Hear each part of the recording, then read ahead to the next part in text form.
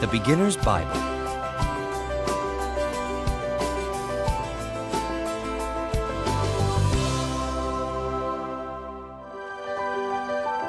The beginning.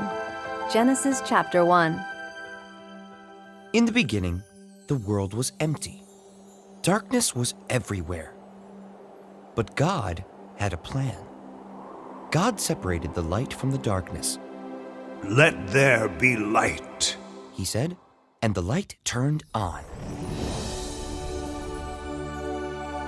He called the light day, and he called the darkness night.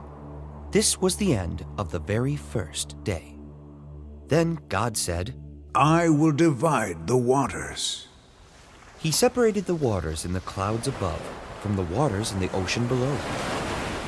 He called the space between them sky. This was the end of the second day. Next, God rolled back the waters, and some dry ground appeared. He made plants of many shapes and colors. He made mountains, hills, and valleys. This was the end of the third day. God put a shining sun in the sky for daytime. He put a glowing moon and twinkling stars in the sky for nighttime. This was the end of the fourth day. On the fifth day, God made swishy fish and squiggly creatures to live in the ocean. Then God made birds to fly across the sky. On the sixth day, God made animals to creep, crawl, hop, and gallop.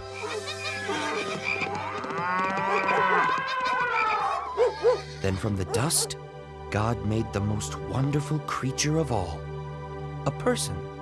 God named him Adam. On the seventh day, God rested.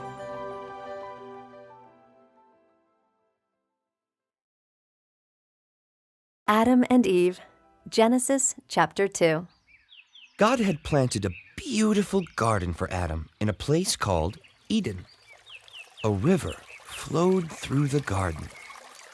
Adam loved his new home. His job was to name all the animals and care for the garden. Adam loved all the animals, but he could not find a friend that was just right for him. So God created a woman. Adam named her Eve. She was just right for Adam. Adam and Eve loved each other. Together they took care of God's garden. The sneaky snake. Genesis chapter 3. Many trees grew in the Garden of Eden. God told Adam and Eve, "You may eat the fruit from any tree, except for one. Never eat the fruit from the tree of the knowledge of good and evil." Now, there was a sneaky snake in the garden. One day, the snake saw Eve near the special tree. It hissed. "Did God really tell you not to eat the fruit from this tree?" The snake wanted Eve to disobey God. It said, "You should try some of this tasty fruit. If you eat it, you'll be like God. You will be able to tell the difference between good and evil." The fruit looked tasty. Eve remembered what God had said, but she ate the fruit anyway. Then Eve gave some to Adam. He took a bite too. As the sun was going down, Adam and Eve heard God walking through the garden. He was looking for them. Adam and Eve hid among the trees. They were afraid. "What have you done?" God asked. "Did you eat the fruit from the forbidden tree?" Adam said. "Yes, but Eve gave it to me." Eve said. "Yes, but the snake tricked me." God told the snake, "Because of what you did, you will always crawl on your belly. Then he told Adam and Eve, Because you disobeyed me, you can no longer live in the garden." Adam and Eve left the garden.